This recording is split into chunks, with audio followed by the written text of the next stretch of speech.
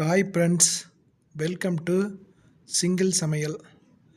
இன்றைக்கி நீங்கள் பார்க்கவிருக்கிறது நிலக்கடலை இருக்குதுல்ல, வேர்க்கடலை எப்படி வேக வைக்கிறதுங்கிறத பார்க்கலாமுங்க. வேர்க்கடலையை நல்லா ஒரு குண்டாவில் போட்டு நல்லா கழுவி மண் இல்லாமல் நல்லா வடித்து எடுத்துக்குங்க.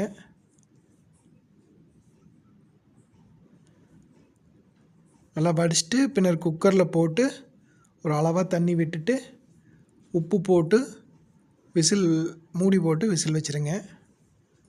ஸ்டவ் ஆன் பண்ணி குக்கரை வச்சுருங்க. குக்கரை வச்சுட்டு இப்போ 3 விசில் வந்ததுமே விசில் அடங்கினதுக்கு பிறகு ஓப்பன் பண்ணி பாருங்கள், நல்லா காய் நல்லா வெந்துருச்சு.